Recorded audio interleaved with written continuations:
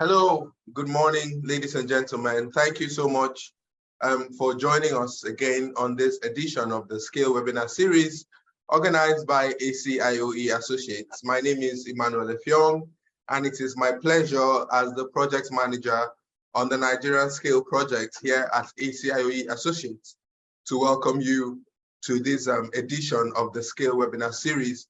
A bit of background for those of you who might not be aware already.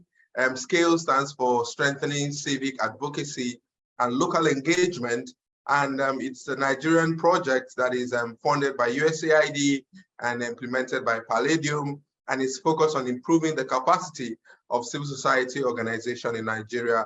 ACIOE Associates are implementing component 2 of this SCALE project, which is focused on enhancing the capacity of CSOs and BMOs in advocacy, collaboration, and management. All right. So at this point, I'll be introducing us to Sabola Bimbola, who would be facilitating the webinar today on the digital tools for policy advocacy. It is my immense pleasure to have Sabola Bimbola join us to facilitate this webinar, and we expect to lean back with our notes to learn and to grasp as much knowledge as we can. Thank you, Sabola, and over to you, sir. Well, thank you so much for having me. I am very excited, extremely happy to be part of this meeting, especially great work that the team at Palladium have been doing. Of course, you can't take it away from USAID, who has continued to invest so heavily to deepen conversation, open the space for social engagement, ensure that as a country, all our critical conversation continue to go on. We have at hand today a very important topic, digital tools for policy advocacy. As I've been introduced, my name is Bola Bimbola. I work with Savannah Center for Diplomacy, Democracy, and Development, SCDDD. Savannah Center is a non-governmental organization that basically committed to research, advocacy training, and policy analysis in the area of conflict management, advocacy, and sustainable development in Nigeria and Africa. Savannah Center has been, in the forefront of advocating around public policy, and we've had a whole lot of successes following our work. And but then we're in a new era where we talk about policy advocacy and how digital, digitalization come to play. You will agree with me that prior to now, let's have a benchmark of 2 decades ago, most of the advocacy conversation we'll be having are more of one-on-one, or tailor in a one traffic kind of, engagement. But in the last 20 years or thereabout, the game has changed, has completely changed. And why is it so? It is so because the world itself is changing. The world itself is changing. I believe my slide has been shared, but I may not speak line by line to this slide. I will just talk generally in order for us to keep speed with the time. So in the course of my conversation, I'll be looking at the intro, I will do policy definition, I will do advocacy definition, I will do advocacy focus and context, I will do digital tools definition, I will do types and understanding of the advocacy context. Yeah, we look at the social media advocacy framework. We look at those strategies and issues that work. And then finally, visualization or data for advocacy. But you agree with me, and I love when the host, mentioned some of the, critical example of digital tools that we have, today, and they are so exciting, and there are many of them. For example, all over the world, people are talking about AI today. Even the government of the United States of America are talking even more on artificial intelligence today. Every day you watch CNN, you see a lot of people talking about AI. What about ChatGPT? Changing the game completely. What about TikTok? Those we want to consider as, the baseline or godfather of all of this conversation, like Facebook, Twitter, Instagram. They are also sitting and, helping us to shape conversation in terms of how we do advocacy. But don't forget, even those that almost more than 70% of the world population can access: WhatsApp, the SMS on our phone. Not too long ago, Telegram was upon us. We thought we've seen it all. And just few weeks ago, or few days ago, we have Thread. And as of the last check that I did, in less than a week that Thread was launched, over 100 million users already signed up. That is where the world is going. You cannot avoid, utilizing this app in your advocacy. But one thing that is very important, if we must remain effective and we must remain focused, is to first and foremost understand all of these online platforms, or app as they are called, vis-a-vis the type of advocacy we are engaging. Each of these app or platforms, they are designed in such a way that you can't use them for all your advocacy, depending on your focus, depending on what you may want to do. Now, 2 decades ago, we've witnessed a significant shift, emergence of different internet and related mainstream mass media, as I've mentioned earlier. And all of these have become the major hubs for information dissemination and participatory activism and campaign tools for us to engage.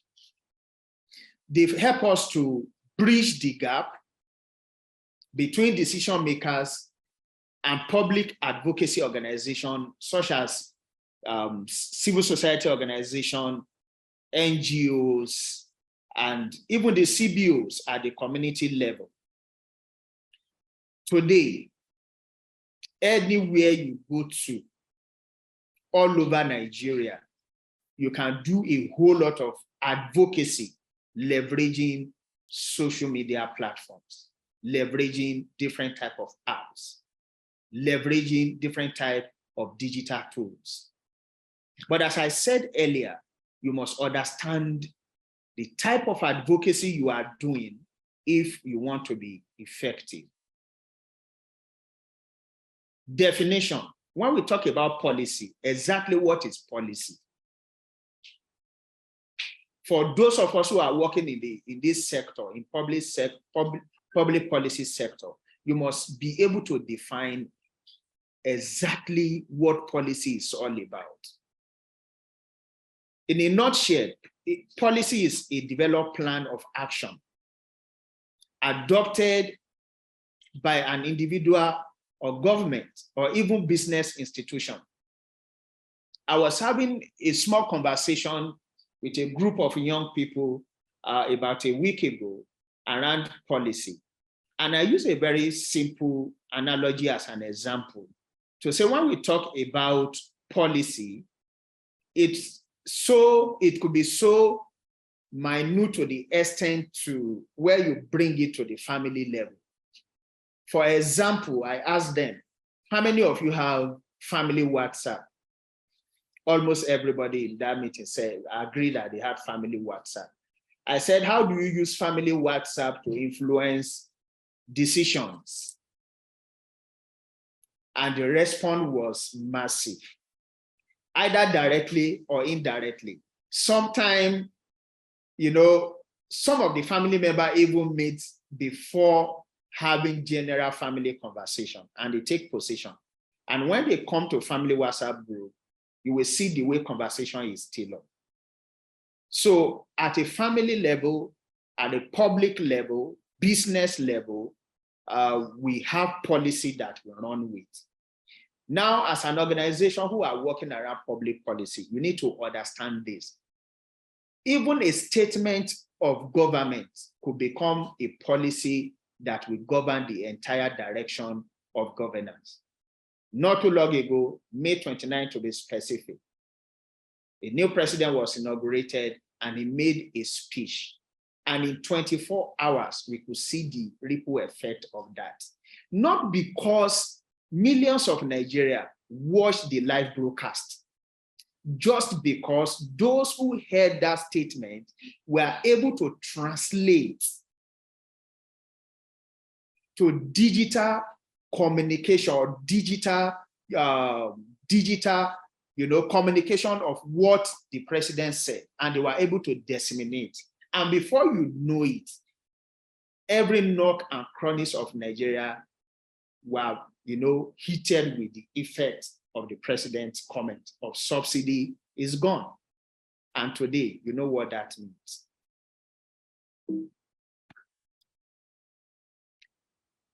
What is advocacy? Advocacy on its own is the process of strategically influencing decisions within the social, political, and economic sphere with the aim of bringing about change. Please underline the word change. Every form of advocacy have a target outcome. It could be positive change, it could be negative change. And when we talk about this type of focusing on outcome of our advocacy, we must also understand that we have some component or strategy that we also leverage on. For example, we talk about lobbying, even though it's illegal to lobby officially in Nigeria, but we know in policy advocacy, lobby do happen. What about campaign? The one that is so popular in this part of the world. Almost every organization or group of people or demography at one point or the other engage in online campaign for one cause or the other, or try to disseminate information. Public education, litigation, translation of research, training. Of course, you can have educational conferences. Policy advocacy is the process of influencing decision makers at all levels, whether it's at institutional level or society at large, or the government or people that we call public office holders and all of that. So simply put, it's a process that involves actions and strategy to bring about policy change, or to ensure that an exciting or an existing policy is implemented based on evidence. This can happen at the global, national, or subnational level. Now, I talked about focus the other time, because you must be able to marry your digital tools for policy advocacy to what you are focusing on. For example, if you want to deploy TikTok, you need to understand the demography of people that uses TikTok. Okay, let's put it this way. If you want to pick up health sector, maybe you want to, influence a policy change in health sector, and you want to deploy TikTok, you need to understand the number of people in terms of policy makers in health sector that uses TikTok. So that may not be your best bet in terms of app to use. So you have to also engage in, a well-defined research that points to the end users or the type of people you want to influence in terms of your policy advocacy. Talking about policy reformation, amendment of bills or laws, policy repealing, policy implementation, and what have you. So at the core of all of these are CSO, NGO, and CBOs, as earlier mentioned. Our work basically is to push for change against policy and structural limitations and negativity impact of the social, economic, and political well-being of the people, whether at national level or national level. In view of this, this advocacy organization display various strategy aimed at influencing policymakers in order to achieve their set of objectives. Now, what are digital tools? When we talk about digital tools, it can be defined as programs, website, application, and other internet or computerized resources that facilitate, enhance, and execute digital processes and overall digitization effort. Digitization effort simply means bringing all your key advocacy into a simple messaging that you easily push out. Messaging itself is very vital whenever we are having conversation around influencing policymakers. You may be very good IT experts.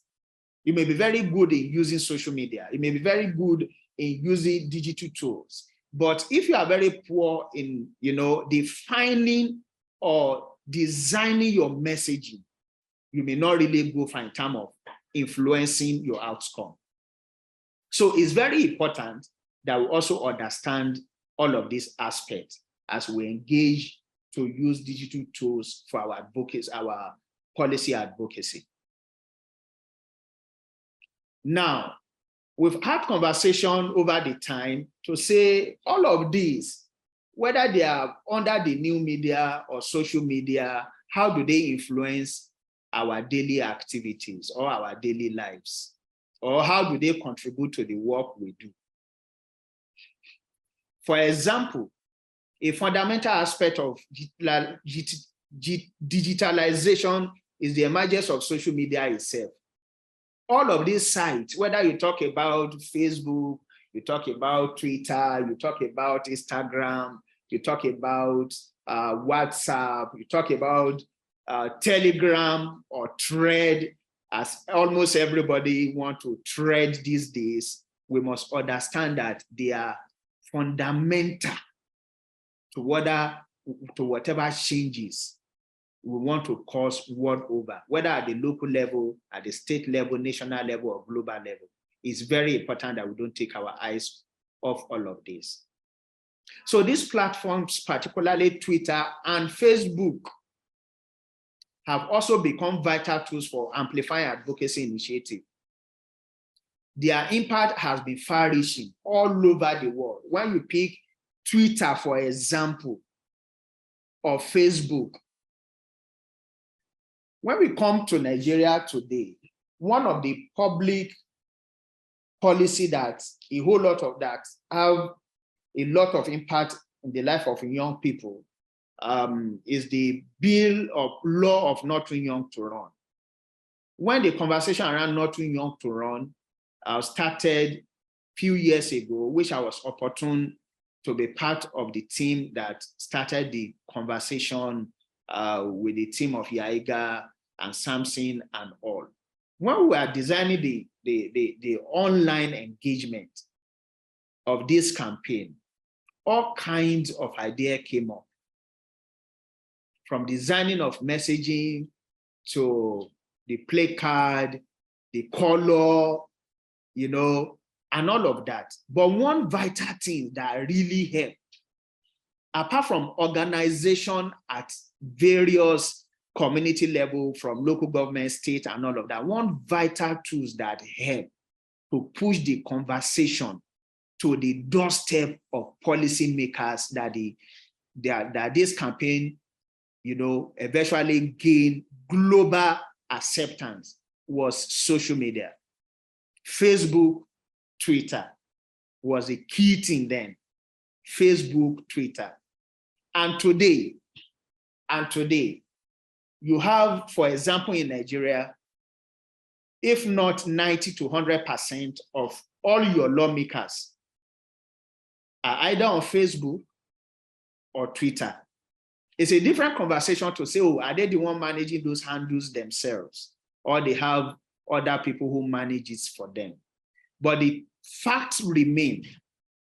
In Nigeria today, any public policy that is well-tailored, well-refined, with good messaging, well-coordinated on Facebook, on Twitter, go a long way to attract either attention of public policymakers or attract or influence decision of policymakers.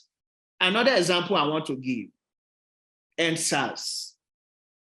The way young people were able to organize, yeah, it was an hybrid kind of stuff, but the entire conversation started online. They were able, to reach out from one corners of Nigeria to the other online.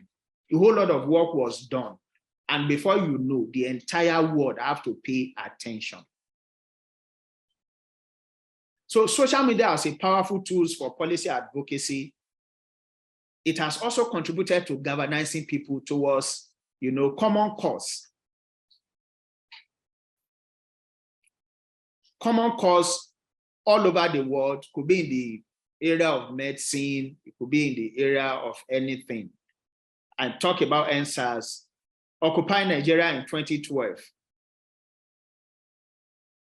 That event was happening largely in Lagos, but all over Nigeria, people were mobilized. Facebook, people bought into, that particular campaign.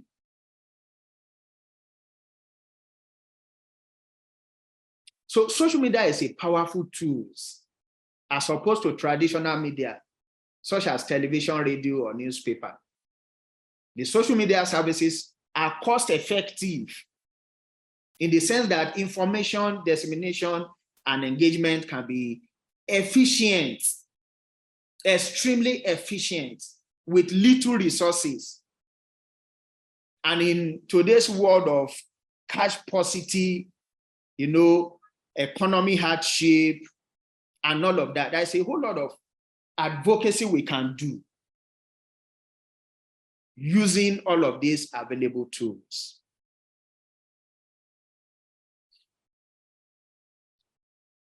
Last year in Kogi State, Savannah Set as an organization, we are pursuing a certain,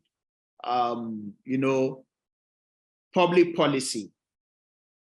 And it's already passed the state assembly. The bill was already passed. So we needed the governor to sign.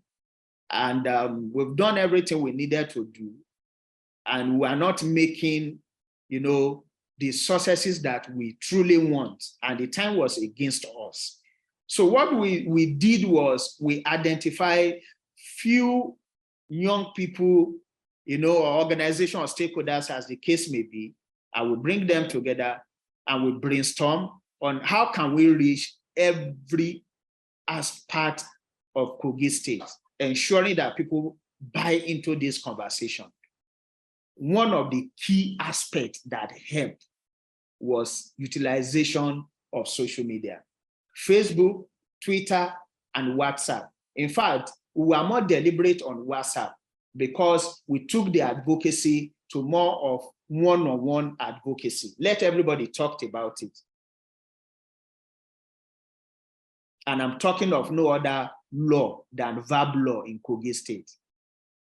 And that advocacy lasted online, one-on-one WhatsApp, reaching out to policymakers, individual stakeholders in Kogi State. And within 3 months, the governor appended the signature. And today we have that law in existence in Kogi State without spending a whole lot of money. Now, let's quickly look at the framework. Social media advocacy framework. We're talking about the quality. Look at critical awareness that it creates, relationship building, mobilizing action, policy priority shift, etc., etc. But in all of this, I must tell you, planning is everything. Planning is everything. Having been in this sector for a while, I know that you may have all of these put together if you are very poor in planning. What time do you push your information? Your information, is it directed at the right targets? Are you using the right tool in terms of app or platforms? Are you using the right language, messaging? All of these are very, very vital. Do you identify the issue? Do you analyze? Do you also have, list of possible solutions?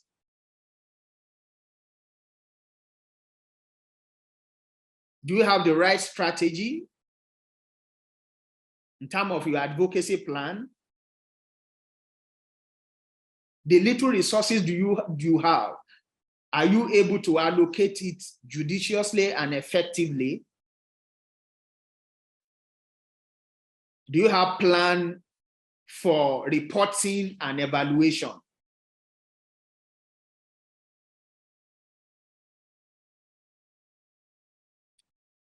You may have done all of these and yet still not hitting the target. Then you need to visualize your data in terms of your policy advocacy. And that is why I talk about research. Now, what is data visualization? It's the practice of using graphical elements such as charts, maps, or diagram to communicate complex or large amounts of data to facilitate understanding, according to LinkedIn.com. This helps to highlight the most critical issue and problems in a way that can inform, educate, enlighten, and also facilitate creation of more effective strategy for advocacy, policy change, policy framework, etc., etc. In visualizing data, effort towards policy advocacy has for a long time been impeded by data complexity. You are talking about qualitative and quantitative. What about data security?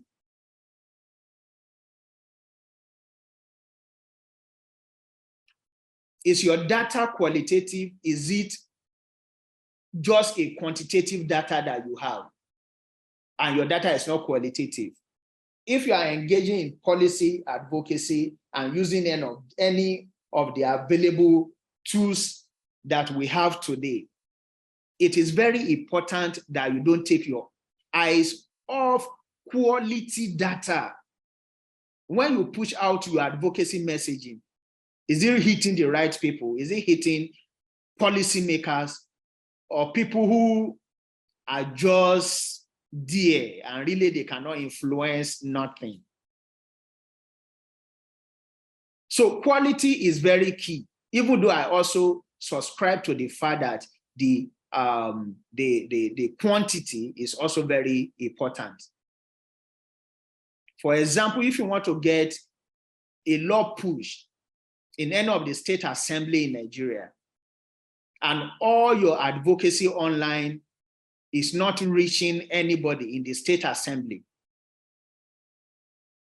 clerks are not reached out to, members are not involved, legislative aid are not involved, but rather some set of young people, who really may not be able to drive the conversation beyond, the periphery of the social media. It now become problematic. But you can have all of this in a way that is qualitative and is quantitative. However, data visualization tools such as Microsoft Excel, Instagram, among others, are very vital when we are talking about, visualizing data. Using these tool, advocacy organizations are able to tell their stories and also pass across their message in a clear and easy to understand way.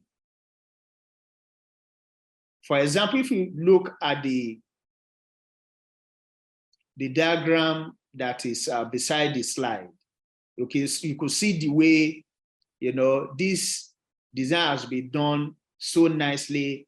You could sit in your office and be able to look at what is here and say, oh, how many percentage of people have been reached, or where in the so month that we started this conversation, this advocacy, and today where are we, the number of people reached, what are the demography of those people, gender, and all of that.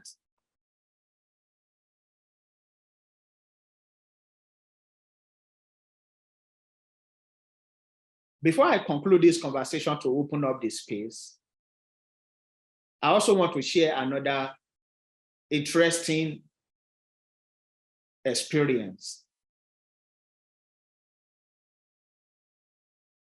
In 2013, a popular project in Nigeria today called Vote Not Fight, when we designed that project,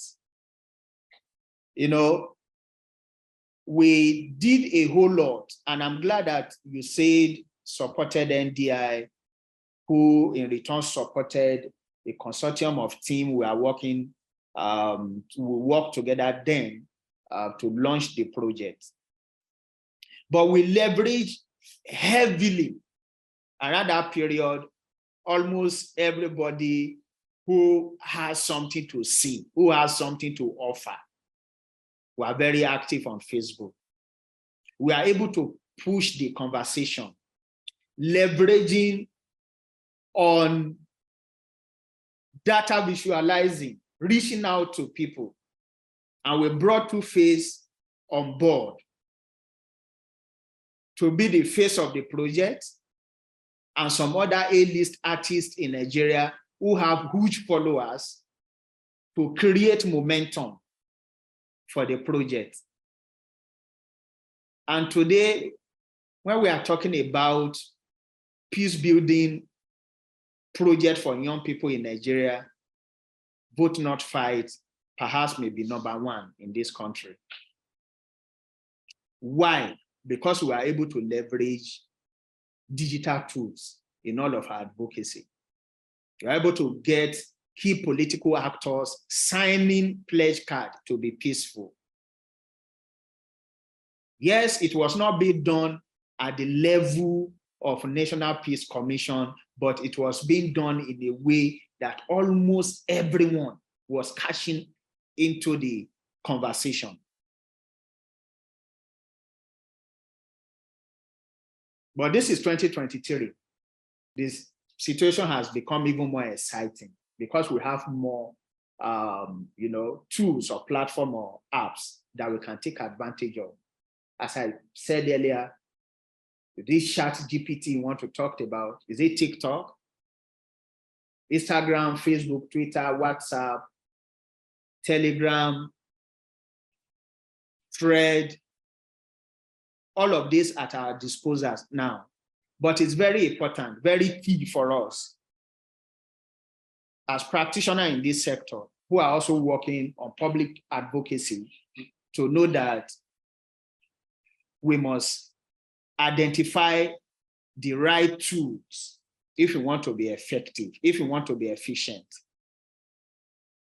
There's some advocacy that you cannot do on Instagram. It will be a waste of time.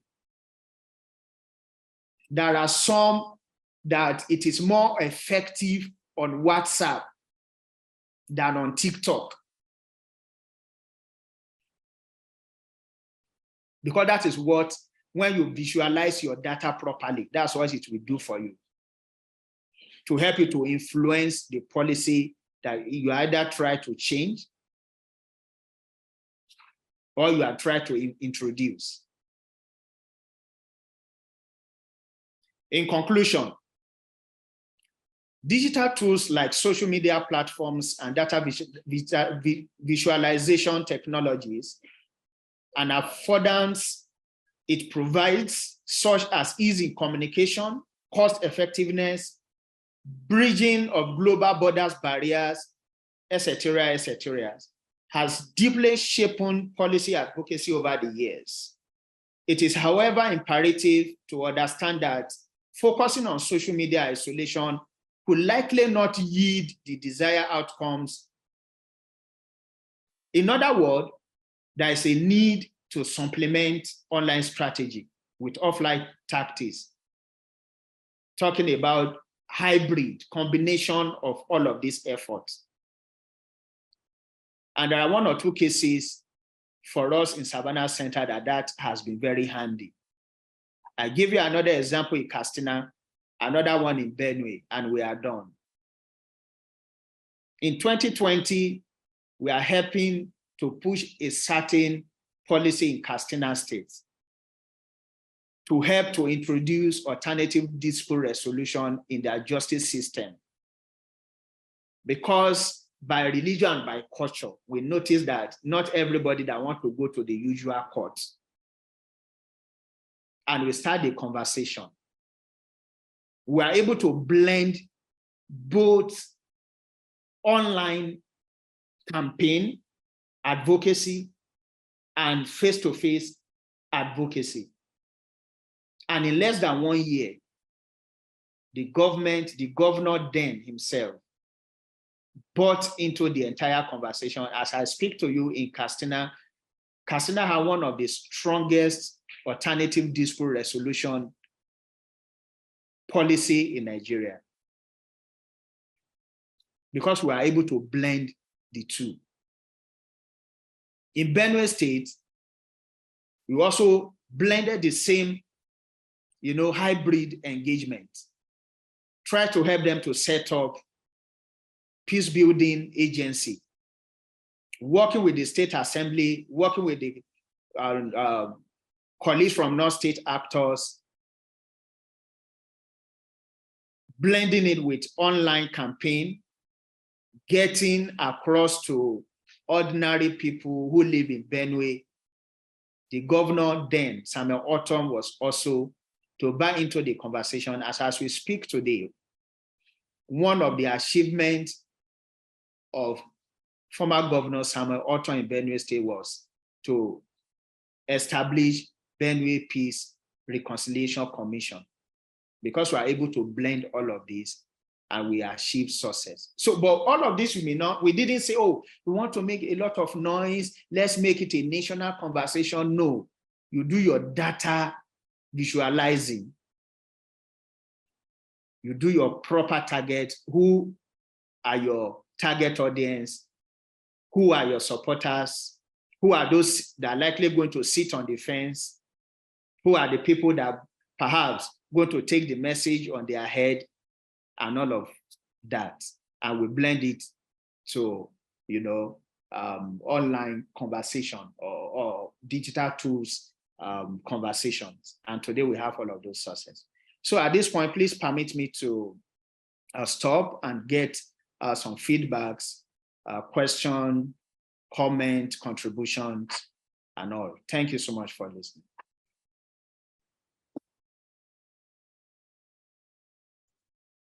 Wow, thank you. Thank you so much, Sir Bola, for that very enlightening conversation.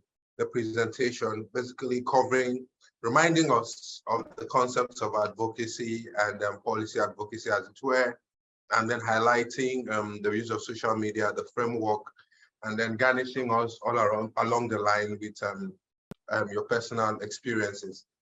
Please, would like to go straight in to the Q&A session, and we would want to do that in a plenary so that we get further insight and a balanced approach to the conversation. I would be asking Mr. Henry Joma, the Monitor and Evaluation Manager on the Scale project at ACIOE, to join us. Henry, welcome. Thank you for joining the conversation. Because it's very important that beyond understanding the tools and how to use the tools, it will be helpful to understand how we can track the impact that these tools are going to make in the work that we do. And that would fall right on your lap in your expertise as an M&E person. So hopefully you bring the additional perspective to the conversation. And so I'll go right in to the questions. Mr. Oche Joel, I see that your hands are raised. Your question is in the chat box and that has been acknowledged. We'll read it out to the panelists when it's time. If you have additional questions than the one you've asked, please, you can as well still put it in the Q&A section. Thank you so much.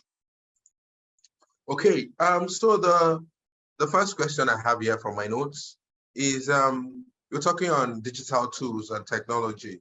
How do you leverage this to ensure messaging in a rural and underdeveloped community that have probably not been exposed to technology and digital tools and to the level that those in the urban and peri-urban areas have? How do you ensure your advocacy messaging can be effective there, considering the level of education on the part of the beneficiaries? I think, Sabola, that's for you.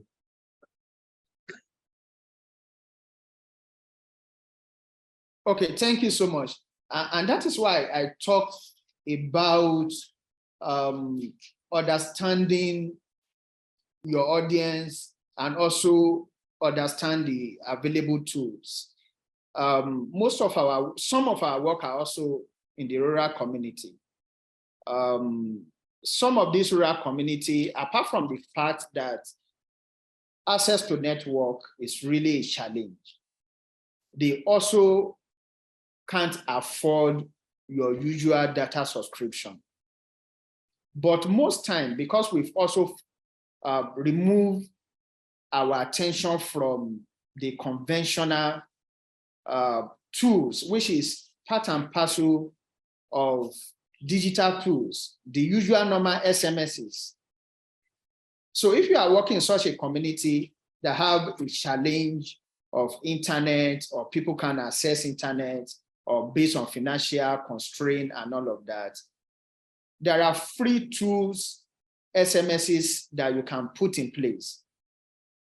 Through that avenue, you are able to push your conversation. For example, in 2013, when we designed Vote Not Fight project, I must tell you that it wasn't as, as it is today. The access to network, internet, and the number of people that you have today on various online platforms, they were not there. So part of what we are doing then, traveling all over the country from Lagos to Port Harcourt with most of the A-list artists then, was normal phone SMSs. And I remember 2014, 2015 election, we monitor it in terms of getting feedback from young people, not on conventional, social media platforms, but we leverage the SMSs, we pay for this code then, and people were able to report in real time from the remotest part of the community, across Nigeria. We're able to access information. We're able to influence decision. So if you are working in a local community that access to internet is a big issue, you don't have any business, recording on TikTok and try to reach out to them via TikTok, or loading your messages on Instagrams or even Twitter, because you may be using a very good. I believe Sabola is frozen there for a bit, and so when we get him back, we would proceed. I think in conclusion, he was just saying, you have to tailor the tool that you're leveraging or you're using to suit the peculiarities of the beneficiaries of the particular advocacy that you're doing. To quote the popular, fitting a square peg in a round hole is not going to be advisable. Don't do TikTok when you're speaking to people in an area where mobile reach is a problem. So the fact that it's digital tool does not necessarily mean that it must be social media. And Henry, while we're waiting for Sabola to rejoin us, I think I'll just speak on a question that speaks to a bit of of sustainability. And Bernard Kotor says, when you implement a policy in a particular state, how do you effectively and efficiently ensure sustainability when new administration comes in? I know we spoke a bit of this in our very first webinar under sustaining advocacy gains during a political transition. But I would think you just probably give some more clarity to Bernard on sustainability when you put implementing a policy when an administration changes hands. Thank you, Emmanuel, and thank you, Bernard, for your concern, the question you have raised. When you implement policies in a particular place, your concern now is about sustainability, especially when there's a change in administration. So what we usually say in programming is that when you are designing a program, you usually have certain levels of assumptions that if A is equal to B or if C is equal to D, then E will result. So those are assumptions you have made. So you are working on a policy with the mind that, oh, this administration will eventually make that policy come to fruition. So that's an assumption. And that even if there's a transition, the other administration will recognize it. That is probably an assumption. So recognizing every assumption is a potential risk. So that every time you make an assumption, there's a risk attached to it. So what you do deliberately, and that's part of programming, part of planning, is that you deliberately design mitigation strategies against each risk that you have identified. That's the only way to ensure sustainability. And there is no hard and fast rule about it. It's not one cap fits all. So depending on the kind of policy advocacy you're pursuing, you will have to design custom-made response or strategies for each of the risks that you identify. So if we take the issue of voter education, for instance, what Bola was talking about, vote not fight. You know, you have different administrations coming in the country or in different states. That is a policy area. That is an issue, a social behavior that we are trying to pursue to ensure that people vote and not fight during voting. One way to sustain that, even after several administrations or different groups that are working in that aspect, is to sustain the conversation. All right, that becomes a strategy for them. In the case of Benue, where you are talking about building peace across different ethnic groups and all that, the strategy will definitely be different. And so that strategy will be identified based on the actual need.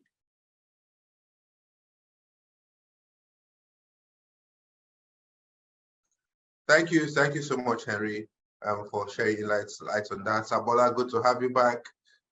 Good to see that apologies. Leverage a digital tool. Yes. Okay, all right. So let's proceed. Kanyedino Fu Oyem is asking, so Kanye and Bernard would please I've asked the question that is together. Okay, I'm just seeing a comment on Henry's audio. So probably Henry, maybe you'd speak a bit louder, closer to your microphone. So the participants said they couldn't hear you quite well when you were making your submission. So the question, I'll just take it together because they are related, Sabola. So Kanye Dinofo is asking, what are the practical ways CSOs can increase their social media following And then Bernard Cortor says, how do you successfully and positively implement social media services in policy advocacy? So it's all about implementing social media policy and ensuring that you have a large enough audience to listen to the policy that you're implementing to begin with. Over to you, Sambola. Yeah, in terms of social media following, then it also has to do with your what do you call it? Your thematic area of work. I don't want to speak to individual social media following because they are two different things. An individual may just want to have followers on social media for any reasons, but I want to talk to organizations who really want to do a whole lot in terms of gaining social media following. Consistency is very important. Consistency is very important. Your ability to also to create, linkages with your work, building reliable partnerships with organizations who has, huge social media following. You are able to leverage with their platform, and once in a while, periodically also reach out to, engage in partnership and also reach out with the result of your work. But for me, I will always say consistency is very key. Most organizations who really want to do well on social media, you ask them, are they influencing anything? What are you influencing? Because when you look at the topic of conversation, it has to do a lot with influencing. What are your policy? What are you advocating for? It's for me, I don't see it as a popularity game. It's not about who has the highest following on social media, but about impact you are making and how you can leverage on social media to make those impacts. So secondly, do you have online policy as an organization? It's very key. There are some organizations, they are doing great things, but because they don't have online policy, it's either they are communicating their intervention very wrongly, or they are communicating it in a true wrong platform, or they are communicating to the wrong audience. So how do you intend to attract huge following? So I'm very heavy in telling organizations, especially people who are into advocacy, public advocacy. It's very important that you have, online or social media policy. How often do you post about your work? Do you post about your work, or you post about birthdays, about your staff? When people comes to your online platforms, were they able to read about your work, or they are able to read everything about you, including what you have for breakfast? So all of these are very, very critical. So social media policy, please, for all of us who are working on advocacy and want to leverage on, digital tools is very important. Well, I would just like to add, thank you, Bola, for that perspective. I would just like to add that, and that's one point that Bola made, that what we should be looking for is not following for the sake of following. So if you have a large number of following, that in itself does not translate to impact in any way, because you could have a large following and there's a certain policy you are advocating for, and it is not even reaching the right audience, okay? But you have a lot of people following you. So there's a technology or a system called placement. You may not even have followers, but you can deliberately place your message to the reach of the particular audience you want to get. So that's a strategy. You don't necessarily need to have a huge following. You place your message strategically. So if you're targeting lawmakers, you can design a message and place it in such a way that lawmakers are able to see it, all right? Even if they are not following you. So that becomes some way of getting their attention to the message. Yeah, exactly. Yeah, that's a very good point. So don't really focus on having the page with the most number of followers. I know it might look good, but it's more important that your message is getting to the right audience. Moving on, Oluwakemi Eluma is asking, I think either Henry or Sabola can just take this up. What is the place of originality in advocacy work if we now have to depend on AI tools like ChatGPT and the rest? So, you know, I can literally go to ChatGPT now and generate a press conference briefing, a speech in 2 minutes. Yeah. So what is the place of originality as someone has been on the field, identified the issues, met the stakeholders, but someone else can quickly put together a speech in 2 minutes or so. So in the work we do as advocates, which has a lot of integrity and originality, how do we balance that with the plethora of AI tools that we now have at our disposal? Okay, maybe I should just say something briefly before Henry. Originality is key for us who are, you know, public policy advocacy. Originality is very key because you could go online and use AI to generate your press releases, to do your content and all of that. But when it's come, and that's why I talk about hybrid. Really, if you want to be effective and impactful as a public policy advocate, you just have to find a way of, you know, using the hybrid. The digital tools is vital. It will open global space for you. But when the opportunity provides itself for you to sit one-on-one with policymakers to say, tell us this, in quote, noise you'll be making online, what is it all about? That is where your originality will show up. So it's very important that we don't take our eyes off building, you know, the basis for our work, the originality for our work. And mind you, it's not every public policy you can easily influence online. And I will give you one example. Before the Ninth Assembly, if my memory serves me right from the Second National Assembly in Nigeria, we've been advocating both in online and face-to-face advocacy for Nigeria constitutional amendment. Some section here and there has been done, but we've not been successful in pushing it through. That is one. Secondly, for 20 years, the Petroleum Industry Bill was in National Assembly, from one assembly to the other, without any success. There have been all kinds of advocacy from all kinds of experts across the energy sector, pushing for this bill, online conversation and all of that. But what did that magic about 2 years ago? It wasn't online advocacy. Yes, it helped to draw the attention of Niger Deltans and all the people who are big players in petroleum and energy sector.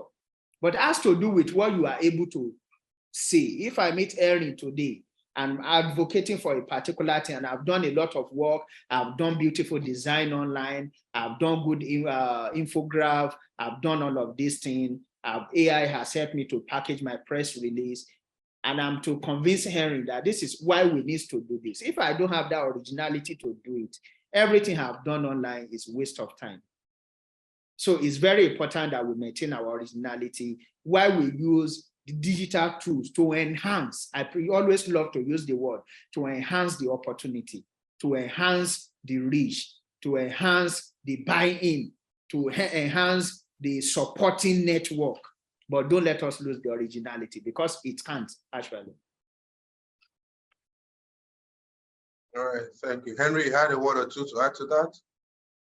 Well, I think he hit the nail. The last point where he left it is where I wanted to dwell on. That they are tools. Since they are tools, they are not an end in itself. They are actually supposed to be a means to achieving something. So Yeah, enhance actually. enhance what you're trying to do. Perfect. Okay, moving on. Our dear friend Oche Joel, who has been a constant in our webinars. Mr. Chair, these opportunities are all shouting you out. Thank you for always being a part of these conversations. So he has a question for us. What are the steps to get the buy-in of key political actors doing digital advocacy without their phones? I don't know if you understand the question there. So getting the Actually thought buy-in about of the response for political you. actors in doing digital advocacy without their phones. So my response to Chair will be that you really don't need their buy-in, so to speak. If you are doing policy advocacy, you are seeking to change something. Like we just said from the last question, is that these are tools used to enhance the impact or the effect of what you are doing. You don't necessarily need the buy-in of the people before you design your digital response or enhancement programs. All you need those digital tools to do is to pile pressure. And Sabola had given a clear instance of what happened in Kogi, for instance. You have done all you need to do, and these people seem not to be paying attention to it. Go on the social media, throw up the conversation there, and they will pick it up somehow, or they hear it, it becomes the rave of the moment, it becomes trending, and somehow they quickly respond. If you take the issue of the Mesoma Jam issue that just happened, JAM was not obliged to speak to everybody about what the situation is, but because it was an issue trending on social media, it piled pressure on JAM to make a response. And all critical stakeholders, including the Anambra State government and many people, decided to start speaking, even though they may not have been called up initially, or they may not have had any initial inclination that an issue like that is coming up. So I think the idea there is to pile pressure where you think that those who are supposed to respond are actually not responding. You may not need their buy-in. All right, awesome. We have a lot more questions coming in, so let's see if we can just speed up the process so we can do justice to as many as possible. Henry, I'll just bring you in here because it's a follow-on to what you talked about earlier. So you could just address it quickly. Zendi Darrett is asking that Henry, please explain more on the placement technology you spoke to. So maybe just quick 2-3 liners to share more insight on the placement technology. Okay, so placement is a form of advertising skill where you can actually direct messages to beneficiaries even without them soliciting for it. So I give you an instance. I don't know how many of you learned about the webinar today, but the information came to you somehow. So the information disseminated about this webinar was strategically disseminated. So let's assume you belong to a particular group, and that group may not have had anything to do with ACIO, and somebody puts the message that that's a form of placement. And that becomes strategic to say, look, these people in this group, this message will be useful to them. I've seen someone on the call who doesn't have anything to do with ACIO, has never attended ACIO programs, but is on this call because that message was placed on a WhatsApp group where that person is. So it's just a simple thing about directing your message to the strategic audience. So another way of doing it through social media could be like, if you relate it to the first question about following, let's assume that you don't have that number of following. You can leverage other social media actors. So you have a message that needs to go out, and you know that there are other social media actors who have good following. You send the message to them and let them place it in their platforms. Once they do that, you have succeeded in placing it where the audience can see. So that's placement. It's just a technology for advertising. Yes, yes. Yeah, that's very true. And also you could leverage things like hashtags, because there are people who track certain hashtags, there are certain keywords that you can use. So you want to advocate for something in the gender space, and you just put hashtag gender, hashtag we see equal, hashtag International Women's Day, and you know that the people who would be following trends on that hashtag will definitely be the ones that you want to hear about whatever messaging you're sending out. It's just a skill and an art to it. Okay, thank you, Henry. Moving on, Oluwakemi Eluma is saying digital visualization tools frequently access and analyze enormous databases, raising questions about data security and privacy. If private or sensitive data is involved, this raises further questions regarding data security and, again, privacy. So what steps can CSOs take to ensure that data security and privacy is in order so that they avoid negative legal outcomes? So why putting together your data? How do you ensure that you're not infringing on the privacy or the copyright rules of the people to whom these databases belong to? Sabola, I think you can speak to that. Yeah. Before you go quickly, sir, sorry, I see a number of people still raising up your hands. By the settings of the webinar, we're not going to be able to allow everybody to come on and speak. So please do use the Q&A tab to drop your questions. That's where I'm reading all the questions from, and we'll discuss it as a panel. If you have any contributions, any comments, do same on that tab, and we will read it out as well. You may continue, sir. Yeah, very, very important question there. First and foremost, if you are going to, which is you have to, data visualization, you just have to be aware of the essence law, existing essence law, guiding, data usage in whatever country you are working in. For example, in Nigeria, I know a few weeks ago, the president just signed into law a certain law regarding data protection and all of that. So if you are going to assess, before now, we don't have that law in Nigeria, but as I speak to you today, we have the law. And I was telling someone, I say, wow, thank God that prior to now, you receive all kinds of messages on your phone. You don't know where they get your phone number from. Some people even call you and call you your name and tell you your house address and all of that. You are wondering what is going on. But as I speak to you today, we have a law in Nigeria that you can use to press charges. So those of us who are also working, in this sector, we need to be aware of that. One of the things we are currently doing in my organization is we've applied for the law. We want to desk review to know the content of it, so that also we are not, caught in any aspect, try to infringe on anybody's right. That is one. Secondly, because you say you are going to leverage on data in doing a whole lot of stuff, but when you are leveraging online tools, it's a different conversation. You are not the one that made this tool, like maybe Facebook or Thread or Twitter. And Henry just told us about the placement thing. If you are able to do it, and you are able to reach thousands to run to millions of people, because they are also on the same platform, you are not infringing on anybody's privacy. But if, for example, previously, I've had an experience of people, selling people's information to multinationals. So they are able to send text message, advertise directly to you and all of that. So if you do that, you know that you are going against the law of Nigeria as we are today. But if you are leveraging on placement, you are not breaking any law, because there's an existing platform that helps you to reach out to other people without compromising their data. If there's going to be anyone that should be held accountable or that will be held accountable, if there's any issue around data manipulation, it will be, the owner of such platform. I know after the last election in US, Mark Zuckerberg, ran into some technicality in terms of data protections and all of that. So none of the Facebook users were held responsible because the platform wasn't theirs. They just signed up. But if you are going to do one-on-one conversation in terms of advocacy, you have to protect people's data. And it also has to do with even the organization policy.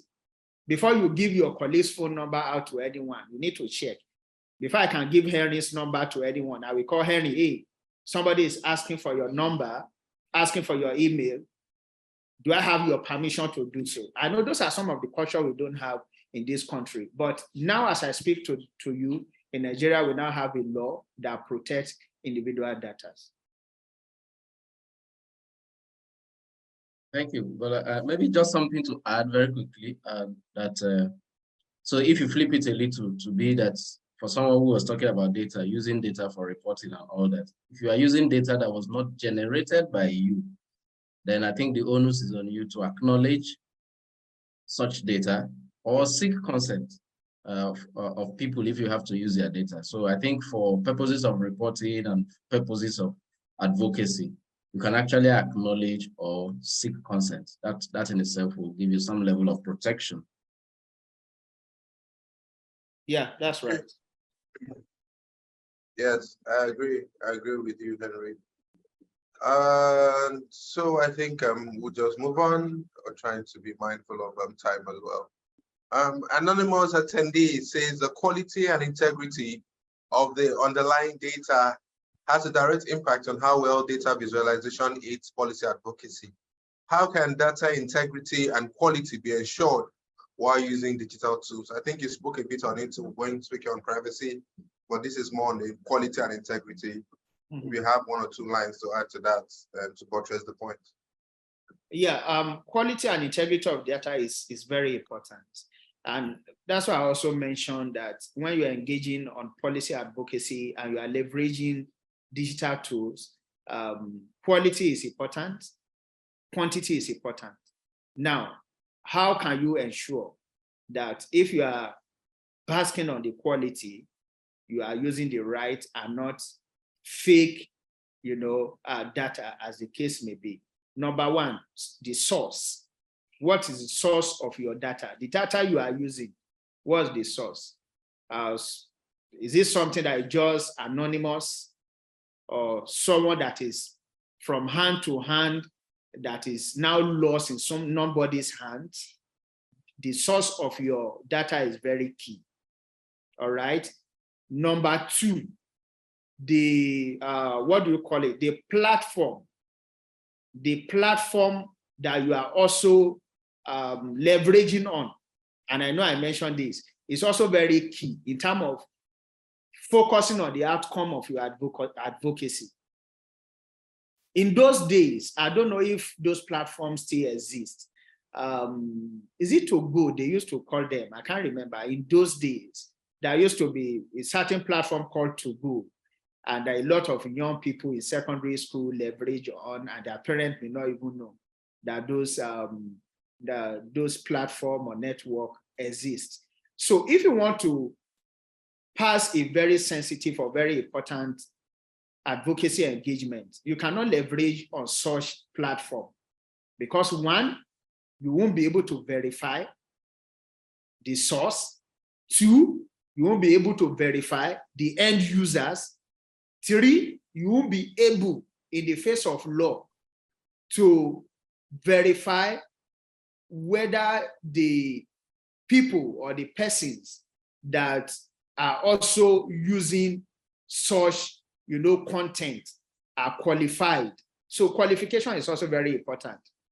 And that's why when we talk about quality, we are talking about source, we are talking about, demography, and you're also talking about end users. So it's very key. So when you are putting all of this together, ensure that you do a bit of research. And it also depends on the kind of advocacy that you are doing. All right, thank you, Abala. Very important to, first of all, clearly define your advocacy initiative, and that would inform a lot of these tools and a lot of your interaction with the required data. Oche Joel, our friend, has a question again. I'll just merge it to the question I have, and this speaks more towards influencers. So he says, do you pay political activists like Two-Face? I don't know why he chose Two-Face, for example, to get them involved in your messaging. And if you're not supposed to pay, what else do you do? And I'll just speak towards social media influencers. So my question on influencers will be, influencers who don't have a track record that not necessarily aligns with your company or your organization's advocacy ask, even though they have the pull and the coverage, do you consider that? So how do you handle the whole dynamics around influencers in your messaging around digital tools? Okay, it's very important. I also talk about thematic of the organization. Every serious-minded organization don't work in every sector. They have thematic area where they focus to work on. And your thematic also find a way of aligning with some individuals who just love your area of work. For example, where you talk about Lozera today, I personally align and believe in the principle of their works and their thematic, all right? They are also individual in terms of high profile or entertainers like that. I don't want to give any publicity to anyone or speak down on anyone. I know in 2013, when we launched Vote Not Fight, we started with Two-Face. Two-Face was on the team. M.I. Abanga was on the team. Julius Agu was on the team. What do you call it? Banky W was on the team. And the whole Waje was on the team in 2013. But after 2013, only Two-Face remains. And it was obvious that as a person, is someone who really believed in, young people, pushing and ensuring that we have credible election, non-violent election, and he was doing it pro bono. He was doing it pro bono. So that you are not paying someone, that doesn't mean when you ask them maybe for travel with us, because we are leveraging on their credibility as well. So that doesn't mean you won't meet the basic needs for them. You have to meet the basic need, accommodation, and few of all of those. You have to just provide for them. But we know as an organization as of then that we don't even have money to pay these guys. And before I left the project, even up to last year, I know that Two-Face was not being paid, on that project. So you can always look for people who buy into your scope of work, who buy into your thematic areas. For example, in Savannah Center, we work with a whole lot of high-profile persons, retired ambassadors, both some people who are in government, the governors, and all of that. We don't have money to pay those guys. So, but most of them align with our work, our thematics, and they do it pro bono. They do it as part of their contribution to the society. And it's very important. That is why how you coin your message or messaging is very key. What you say really doesn't matter, but how you say it. That is it. Because I think I saw someone asking what are the things you need for your policy, what do you call it now, for your principles. Huh? So is asking about key principles. No, it was asking about when I talk about communication policy, that what are the things you need in your communication policy. So those are some of the components, and this also speaks to the question. So why, how, and when your messaging. So if I say a thing that really captures somebody's mind, and I also know your personality traits, and I know that these are some of the things you like to buy into, and I reach out to you, and I'm open. You also have to be open. I've seen a lot of things online, and when you investigate, you know that there's a lot of lies under it. And don't be deceived. Nigerians are very intelligent. Don't be deceived. You are working with policymakers.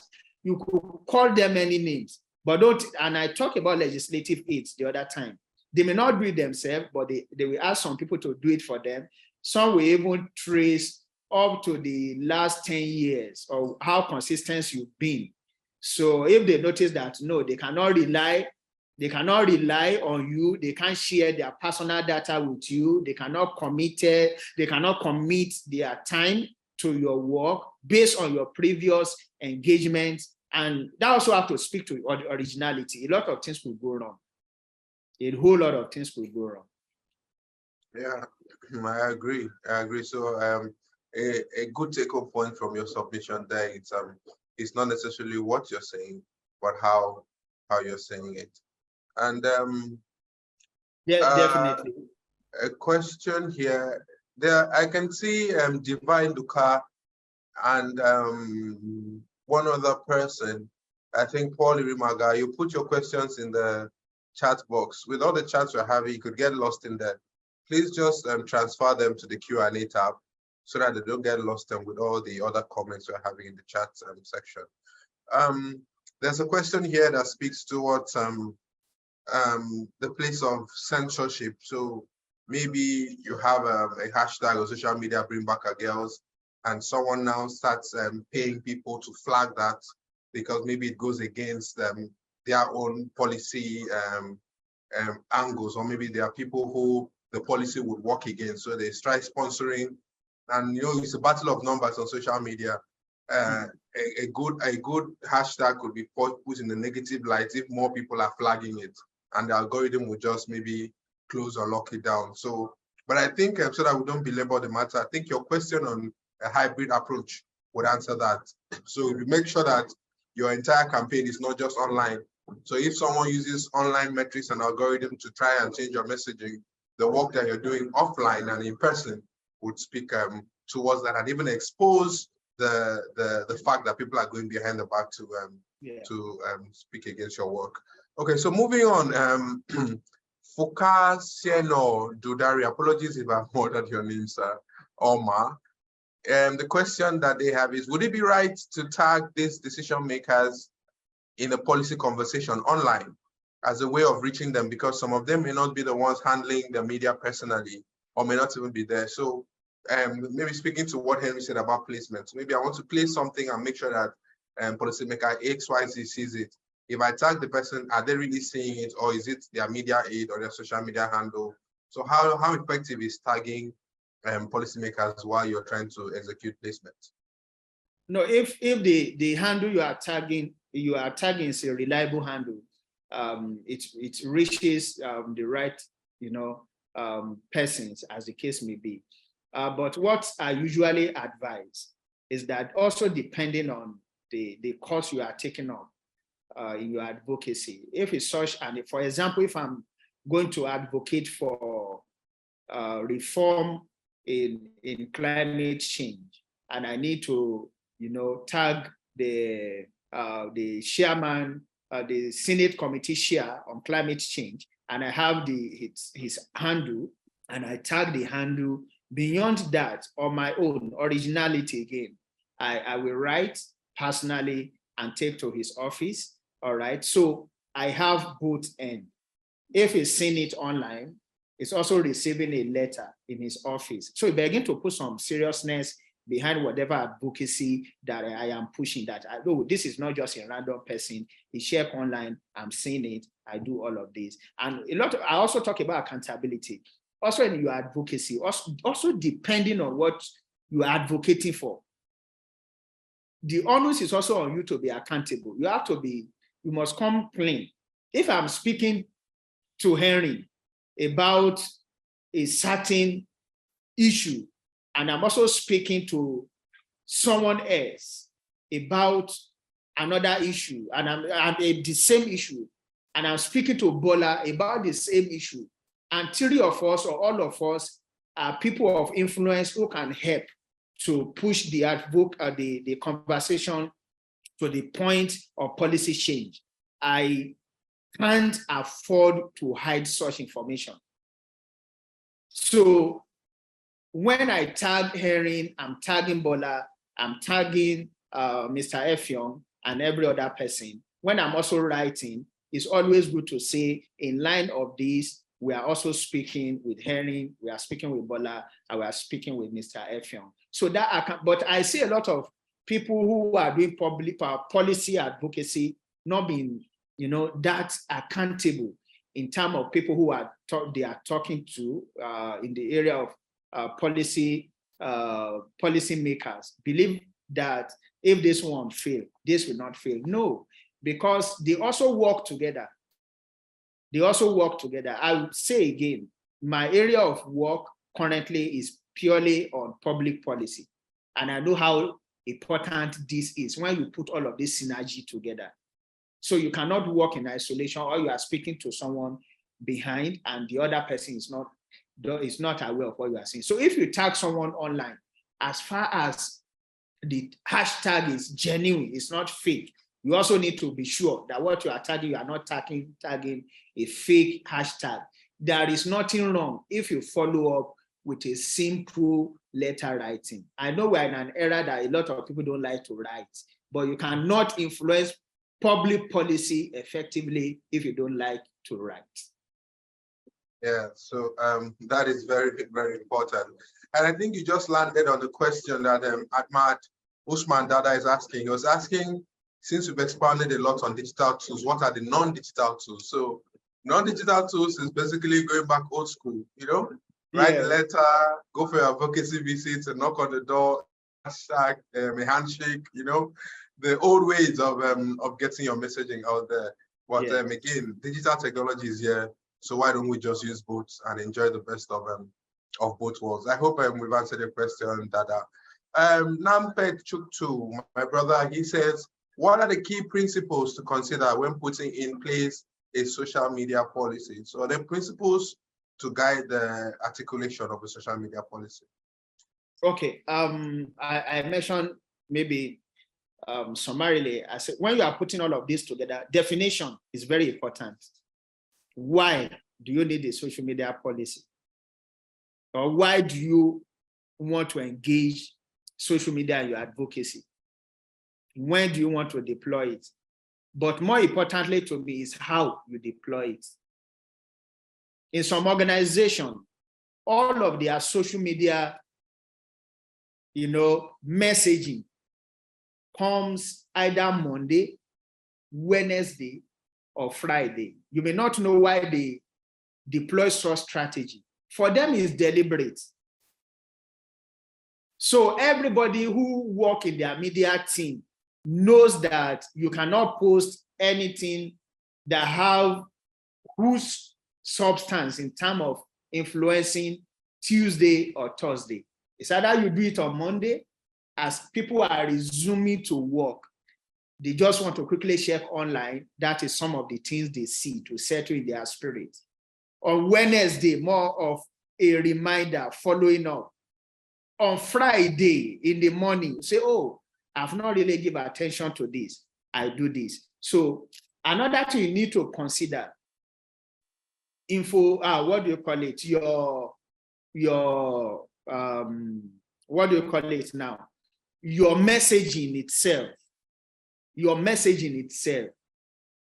You must have ability to be able to, come up with concise, not too controversial, easy to read, easy to understood type of messaging. And that speaks to style, your style of writing. A lot of us don't know that organizations should have their own style of writing. You must, in your social media policy, your style of writing must be defined. So even if scammers, peradventure, get hold of your handle, people begin to say, but this is not how these people write. This is not their style. This is not how they post. Something is not in place. Someone will quickly call and say, Henry, I noticed some strange thing in your online engagement. Is everything okay? You have to be deliberate about all of this. But unfortunately, I say, a lot of organizations also don't take some of these things to heart. So those are some of the few things you must consider when you are developing online policy. So, but if you want more of this, we could talk one-on-one for the sake of Palladium and Henry. So you won't be charged. We just expand the scope of conversation. Thank you so much, Sabola. I think I have one more question. So she's speaking to when you have to go maybe create content in the hinterlands and there's no network, there's no good network. Is it okay to record it and then when you come after you tag and report? I think we've touched on that. And also, before you go, there's nothing wrong in feelers that, oh, for this campaign we're doing, we're going to XYZ community to get some of the polls on the ground so that people are already anticipating. And then when you come out at a later date, when you have your content, you can as well share. You can even rope in the fact that that area doesn't have access to network as an advocacy issue, right? So that could be one issue right there. These people have this problem, and maybe if they had network, it would be easier for them to come and tell us and not wait for this year. So that could give you another advocacy ask right there. I think, so thank Emmanuel, you so, yes. I think that the audience needs to understand part of the reasons why we did this session, that it is not just to sell the digital tools, but that all that we have been doing with all the webinar series is to increase the effectiveness of our advocacy efforts. So using digital tools could be one of them. And we have only said leverage it to improve your impact, to improve your reach. If it is not useful in a particular context, then you are not compelled to use it. It's just ways to improve your effectiveness. At this juncture, to round us up, I'll be inviting Mr. Olukunle Daramola. He's the Health Sector Assistant Lead at ACIOE Associates. He will be giving the closing remarks on behalf of the Managing Partner, who is unavoidably absent at this time. We are grateful for the commitment of the speakers for today's meeting. I'm talking in person of Sir Biola Abimbola for your report experience that you share in today's meeting is highly commendable, and we appreciate your support to be part of this great webinar series. Also, I would like to also appreciate Mr. Henry Joma for your support you gave to us. The technical expertise as a technocrat on this webinar series is something that we will always appreciate, and we are commending you for this effort. And also, I would like to say that the team of ACIOE that actually are at the background that provide necessary support, we say thank you to for your support, for making everything work even behind the scene that make this meeting a successful and a rewarding meeting. I will not end this thank you message or close out remark without appreciating the funder in person of the Palladium for their support through the USAID that actually gave the grant, because I believe many of us has gained a lot of insightful experience on how to carry out how to use digital tools rather to enhance our policy advocacy in Nigeria and even beyond the Nigeria. And also to say thank you to everyone that are part of these meetings today, all our audience, for creating time to be part of this. Even we share some few minutes beyond the time, you are still on ground to be part of these great meetings and webinars. We look forward to a wonderful engagement. On behalf of the management of this association, as I said earlier, we are grateful. I will say thank you. I will look forward to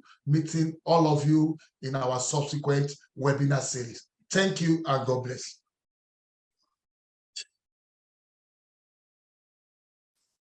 Thank you so much, Mr. Kunle, on behalf of the management of ACIOE Associates for those closing remarks.